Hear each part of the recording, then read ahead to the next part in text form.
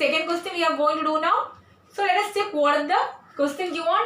In figure 6.14, lines XY and MN intersect at O. If angle POY is equal to 90 degree and A is to B is equal to 2 is to 3, find C. So we have to find out C. So which one is C? Angle NOY is C.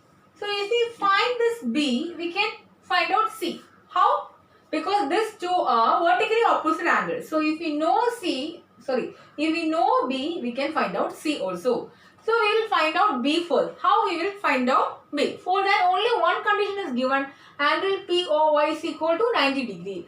Okay, so we will start from that. Angle POY is equal to 90 degree. Okay, and it is given that XY and MN are lines, isn't it? So XY is a line. So we can say that angle XOY is equal to 180 degree. And also we can say that this XOP and POY are linear pair of angles. Therefore, their sum is equal to 180 degree. XOP and POY. Angle XOP plus angle POY is equal to 180 degree. Why? Because they are linear pair of angles. So from that you can find out angle XOP, isn't it? Angle POY is equal to 90 degree. Therefore angle XOP is equal to 180 minus 90 degree. That's equal to 90 degree. We got angle XOP is equal to 90 degree, isn't it? So we got this bigger angle is equal to 90 degree. Now we can find out A and B, isn't it? How? Because they given a condition A is to B is equal to 2 is to 3. From this, how can we find out A and B? Here A is to B is equal to 2 is to 3. That means reduced form is given. A and B is in the ratio of 2 is to 3, isn't it? So how we will find out A and B? We can multiply this by a positive integer x, isn't it? So A is equal to 2x, B is equal to 3x. You have stated this in the ratio chapter, isn't it? So A is equal to 2x, B is equal to 3x. Here x is a positive integer. Now angle XOP is equal to, what is angle XOP? Angle XOM plus angle MOP, isn't it? Angle XOM plus angle MOP. Here what is XOM? XOM is equal to B. B plus angle MOP. What is MOP? That is equal to A. So we should add this B and A. So what is B and what is A here? B is equal to 3x and A is equal to 2x. That we can substitute here. So what will we get? Angle XOP is equal to 2x. Not 2x, 3x. 3x plus 2x. So what is XOP? Already we found XOP is equal to 90 degree. So we can substitute XOP is equal to 90 degree. That is equal to 3x plus 2x is equal to 5x. From that you can find out x. What is equal to x? 90 by 5. What is 90 by 5? 18, isn't it? So x is equal to 18 we got. Now we can substitute this x in A and B. So A is equal to 2x, which implies 2 into 18, that's equal to 36, and B is equal to 3x, that's equal to 3 into 18, that is equal to 54. Now got A is equal to 36 and B is equal to 54.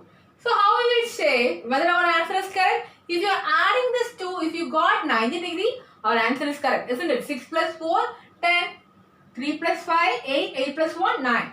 So 90 we got. While adding A plus B, we get 90 degree, isn't it? So we got this B is equal to 54. What we have to find out? We have to find out C. So XOM and NOY are vertically opposite angles. Why? Because XY and MN are two lines and they are intersecting at O. So these two are vertically opposite angles. By theorem 6.1, we can say that this B is equal to this C. Okay. So by theorem 6.1, B is equal to C. B we got as 54. So 54 is equal to C. That means, which implies C is equal to 54. We got C is equal to 54 degree.